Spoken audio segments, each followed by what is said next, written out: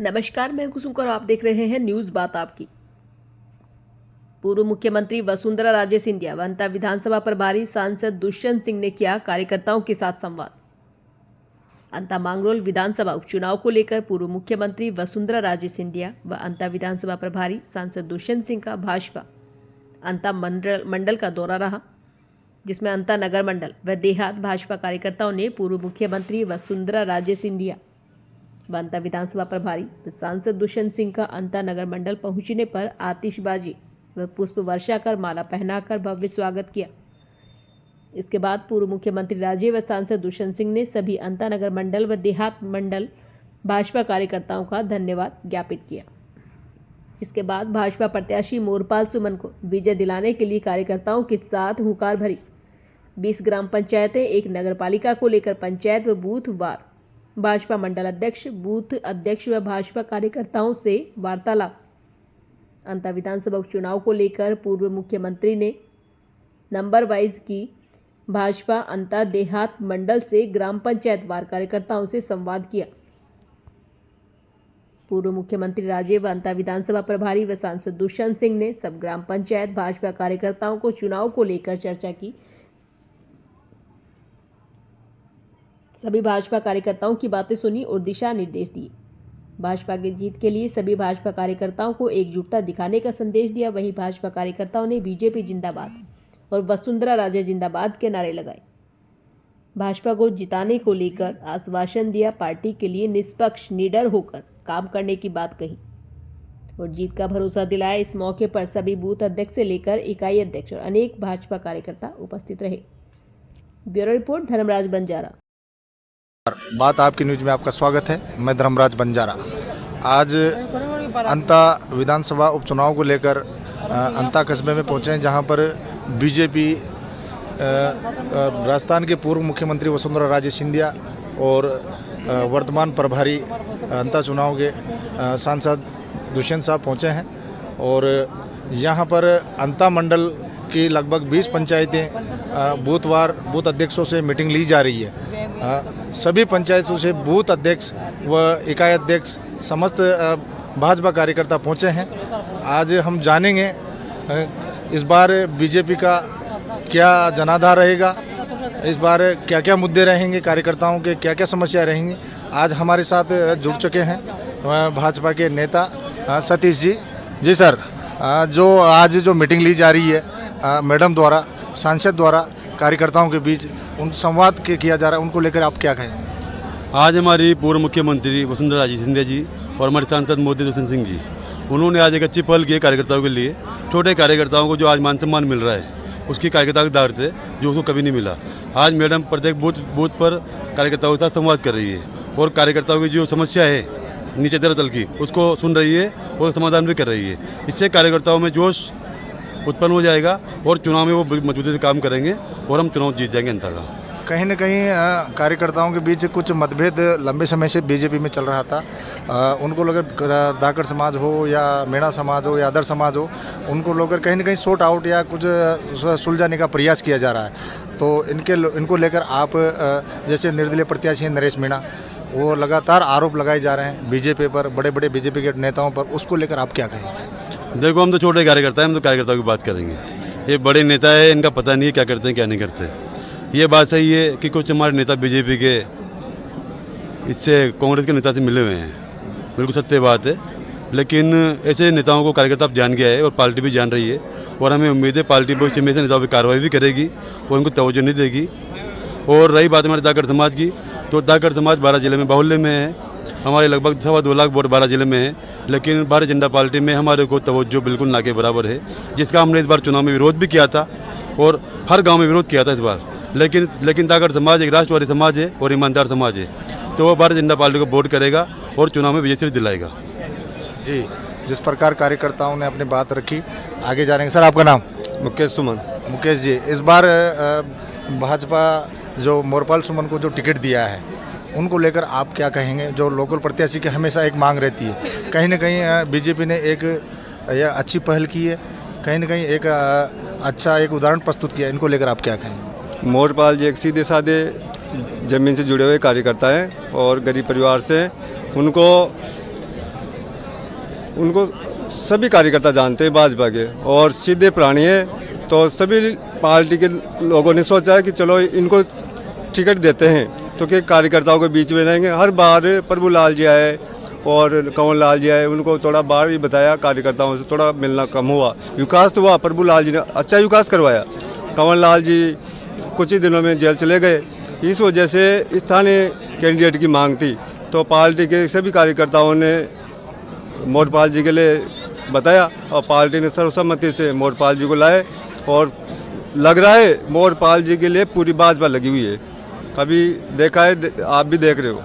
कहीं न कहीं नरेश मीणा ने एक ऐसी परिस्थिति पैदा कर दी है, जैसे बीजेपी के टोटल जो कैबिनेट है, उनके जो एमएलए हैं यहाँ पर धरातल आए हुए हैं, जाति समीकरण बिठाने के लिए अलग अलग संभाग में जगहों पर घूम रहे हैं। तो कहीं न कहीं एक माइनस पॉइंट हो सकता है नरेश मीणा बीजेपी की। नरेश मीणा के साथ कुछ भी नहीं है। जैसे कि हमारे देखते हैं कि कहीं ऑर्केस्ट्रा आ रही है तो क्या जनता जाती है ऑर्केस्ट्रा देखने के लिए? ऐसे नरेश के लिए जनता है को वहाँ पर स्वागत हो रहा है। तो हमारा बीजेपी का जो छोटा कार्यकर्ता है, जैसे कि वो अज्ञानता है उसमें, वो चला जाता है, कांग्रेस का भी आ जाता है, वैसे संख्या दिख रही है। और जो बाहर की जो पब्लिक आ रही है वह भी उसमें शामिल हो रही है। ना तो यहाँ की मतदाता है वो, बस ना किसी को जानता है।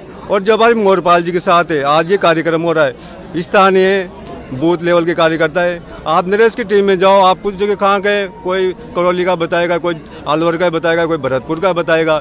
यहाँ का स्थानीय मीणा समाज भी नहीं है उसके साथ। जी, आगे जानेंगे। सर, आपका नाम? मूलचंद नागर है। कहाँ से हो सर? गुलाबपुरा गांव है। गुलाबपुरा कौन सी पंचायत में पड़ता है? अमलसरा पंचायत का गांव है। मूलचंद नागर मेरा नाम है। जो आज मैडम ने जो मीटिंग बुलाई है बूथ वाइज, आपका नंबर आया अभी? अभी नहीं आया। अच्छा, तो आएगा। इस बार मोरपाल सुमन को लेकर आपका क्या कहना है? बीजेपी इस बार कैसा प्रदर्शन कर रही है? देखिए, हमारे जो चुनाव हुए, 6 चुनाव पहले हुए विधानसभा के, हम बार बार मांग भी करते थे, सख्त की मांग भी थी कि स्थानीय कार्यकर्ता को टिकट दिया जाए। पार्टी ने विचार किया, एक छोटे से छोटे कार्यकर्ता को जो ज़मीन से जुड़ा हुआ है, ज़मीन से उठा के कार्यकर्ता कोई टिकट मिलता है, ये तो पक्की बात है। कहीं ना कहीं भाजपा ने एक क्षेत्रीय नेता को टिकट देकर जो पहल की है, कार्यकर्ता उससे खुश है, ये आपका कहना है? हाँ, बिल्कुल उससे खुश है और कार्यकर्ता का जोश है। पहली बार इस धरती पे, अंता की धरती पे कोई स्थानीय कार्यकर्ता को टिकट मिला है। यहाँ से जो भी एमएलए आते हैं, बाहर से आए हैं अभी तक, कोई टोंक से आ गए, कोई किलेरा से आ गए। पहली बार किसी स्थानीय कार्यकर्ता को टिकट दिया है, जोश है। और भारतीय जनता पार्टी ऐसी पार्टी है, 36 कौम को साथ लेके चलती है। ऐसे नहीं है जो कोई जाति आधार पर चुनाव लड़े। कि हमारी जो सरकार है, राज्य सरकार में 24 सरकार है हमारी, 24 राज्य में हमारी भारतीय जनता पार्टी की सरकार थी। ऐसा नहीं करते हैं हम जाति आधार पर पार्टी चुनाव लड़े। 36 कौम को साथ लेके चलती है, उसी आधार पर चुनाव लड़ती है, हर कार्यकर्ता को पूछती है। मैंने पहली बार देखा है, मैंने भी 7, 8, 10 चुनाव मेरे कार्यकाल में हो गए। मेरी उम्र करीब 63 साल की है। लेकिन किसी पूर्व मुख्यमंत्री जो अपनी शीर्ष नेतृत्व में बैठी है, कोई बूथ कार्यकर्ता की लेवल की मीटिंग लेने वाले, ये पहले मुख्यमंत्री होंगे। जो हमारे अंता में आज 20 पंचायतों की बूथ लेवल की मीटिंग हमारी मुख्यमंत्री महोदय ले रही है। कहीं ना कहीं अच्छा संदेश जाएगा बीजेपी कार्यकर्ताओं के बीच। बिल्कुल सही बात है, निश्चित जाएगा। और मैं आगे भी ये कह सकता हूँ कि हमारी मुख्यमंत्री हमारे बीच में रही है, आगे भी रहेगी। इसी के बलबूते पे हमारे कार्यकर्ता काम करते हैं, जोश से करते हैं। मोरपाल जी सुमन हमारे जमीन जैसे नेता हैं। हम जो काश्तकारी करते हैं, वो भी खेती करते हैं, खेती से जुड़े हुए हैं, दुकान से जुड़े हैं, छोटी सी दुकान है और हमारे बीच में रहते हैं। मैं उनको जानता हूँ। तो ठीक है, कहीं ना कहीं बीजेपी में जो जोश दिखा हुआ है। सर, आपका नाम? दुर्गा शंकर नागर। जी सर, कहाँ से हो? जयनगर पंचायत से। जयनगर पंचायत से। आपका नंबर आया अभी? नहीं आया अभी। अच्छा, जो वर्तमान में जो बीजेपी ने मोरपाल सुमन एक क्षेत्रीय प्रत्याशी को टिकट दिया है, इनको लेकर आपके मन में क्या संवाद है? बीजेपी के लिए कौन सी अच्छी एक विशेषता रही होगी? स्थानीय नेता हैं, सरल स्वभाव के और किसान कौम से आते हैं। क्योंकि बारां जिले की जो भी अर्थव्यवस्था है वो कृषि पे आधारित है। यहाँ की मार्केटिंग कृषि से चलती है। तो मोरपाल जी से आशा करते हैं कि सर्वप्रथम जैसे विजय प्राप्त करें और जीतने के बाद यहाँ की मार्केटिंग की व्यवस्था अच्छी करें। किसान कौन से आने के नाते हम उनसे फिर पुनः उम्मीद करेंगे कि यहाँ की मार्केटिंग की व्यवस्था ठीक ठाक करें। अच्छा जी सर, आपका नाम? अनंत कुमार सर। जी अनंत कुमार जी, बीजेपी की जो बूथ लेवल की जो मीटिंग की जा रही है, कार्यकर्ताओं को कहीं ना कहीं नाराजगी है, उसको लेकर एक संतुष्टि दी जा रही है, इनको लेकर आपका क्या कहना है? सर संतुष्टि तो यही है कि सबके अलग अलग मुद्दे होते हैं और कोई खुश होता है, कोई नाराज होता है। ये तो इस बार क्या रहेगा कार्यकर्ताओं के बीच, क्या मैसेज जाएगा मैडम? मैसेज तो सर मिला जुला परिणाम रहेगा सर। मिला-जुला परिणाम। हाँ, तो इस बार लगभग आपको लग रहा है कि त्रिकोणीय मुकाबला है या कहीं ना कहीं? कोई मुकाबला नहीं है सर, मोरपाल जी जीत रहे हैं। मोरपाल जी? हाँ, आगे हम जानेंगे लोगों से और भी राय लेंगे, बने रहिए हमारे साथ बात आपकी न्यूज़। सांगरोल विधानसभा के उपचुनाव चल रहे हैं, उनको लेकर आज राजस्थान की पूर्व मुख्यमंत्री वसुंधरा राजे सिंधिया और अंता प्रभारी व सांसद दुष्यंत सिंह बूथ अध्यक्षों पंचायतवार ग्रुपों में भाजपा कार्यकर्ताओं की मीटिंग ली जा रही है। कहीं न कहीं कार्यकर्ताओं के बीच सीधा संवाद किया जा रहा है और एक असंतुष्ट अपने कार्यकर्ताओं के साथ एक परोपकारी भावना प्रस्तुत की जा रही है। आज हमारे साथ हैं वर्तमान अंता पंचायत समिति के प्रधान प्रकट जी भाई साहब। जी प्रकट जी भाई साहब नमस्कार। नमस्कार। जो आज जो भाजपा की जो बूथ अध्यक्षों की मीटिंग ली जा रही है और वर्तमान में जो कार्यकर्ता कई रुष्ट भी हैं और कहीं विरोध भी है, इनको लेकर आप देखिए क्या होता है कि एक घर में बर्तन भांडे ज़्यादा होते हैं तो बजते भी हैं, आवाज़ भी आती है। इसका मतलब ये नहीं होता कि बर्तनों को घर से फेंक दिया जाए। एक परिवार में ज़्यादा सदस्य होते हैं तो एक परिवार में आपस में भी मतभेद विचार भेद हो सकते हैं, लेकिन अंतोगत्वा परिवार जन एक ही धारा में बहते हैं। भारतीय जनता पार्टी विश्व की सबसे बड़ी पार्टी है, 14 करोड़ से ऊपर सदस्यों वाली पार्टी है, इसमें सिद्धांतों नैतिक विचारों वाली पार्टी, तो इसमें मतभेद होना स्वाभाविक है, लेकिन मनभेद किसी का नहीं है। सारे लोग एकजुट होकर, भाजपा यूँ मान के चलिए पूरा एकजुट होकर चुनाव लड़ रही है और सब लोग तत्पर है कि हमारी पार्टी अधिक से अधिक मतों से कैसे जीते। जिस प्रकार काफ़ी लंबे समय से क्षेत्रीय नेताओं की यहाँ बीजेपी कार्यकर्ताओं की एक मांग रही है, आज भाजपा के जो वरिष्ठ नेता हैं उन मांग को कहीं ना कहीं पूरा करने की कोशिश की है, तो आज भाजपा अपने आप को कहाँ देखती है वर्तमान में? वर्तमान में आज 18 साल बाद ये स्थिति आई है कि हमारा प्रत्याशी, स्थानीय प्रत्याशी जो हम लोगों की डिमांड थी, वो स्थानीय प्रत्याशी आए हैं। सरल सहज व्यक्तित्व हैं, मजदूरी करते हुए बड़े हुए हैं, आप लोगों में से उठकर आज सरपंच प्रधान बने हैं और अब निश्चित रूप से सब लोगों का आशीर्वाद पाकर इस विधानसभा में पहुंचने वाले हैं। जिस प्रकार आज कांग्रेस से प्रमोद जैन भाया और निर्दलीय के रूप में नरेश मीणा ने आज टाल ठोक रखी है, कहीं ना कहीं त्रिकोणीय एक मुकाबला देखने को मिल रहा है, तो भाजपा को नरेश मीणा निर्दलीय हैं, उनको लेकर आप क्या कहेंगे? कहीं ना कहीं वो बीजेपी के लिए कुछ विकट परिस्थितियाँ या कहीं ना कहीं टूट पटक सकती है बीजेपी? देखिए नहीं है, नरेश जी अपना दमखम से चुनाव लड़ रहे हैं, मैं पूर्व में भी कह चुका हूँ, वो एक लड़ाका की तरह चुनाव लड़ रहे हैं और उनसे जितना नुकसान कांग्रेस को हो रहा है, तो मेरे लिए मेरे हिसाब से विचारणीय जो स्थिति है प्रमोद भैया की हो रही है। कांग्रेस के प्रत्याशी जी सबसे पहले ये देखें कि उनका नंबर 2 पे आ रहा है या 3 पर आ रहा है। अभी उहापोह की कंडीशन कांग्रेस प्रत्याशी जी के लिए, उनको लग रहा है कि भाई सबसे पहले नरेश मीणा से कैसे पार पाई जाए।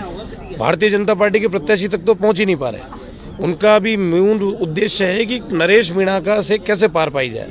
पहले एक बार नरेश जी से सुलझें वो, उसके बाद फिर भारतीय जनता पार्टी से तुलना की बात करें। जिस प्रकार यहाँ कार्यकर्ताओं के बीच एक संवाद किया जा रहा है, आगे बात करेंगे। नमस्कार मैडम।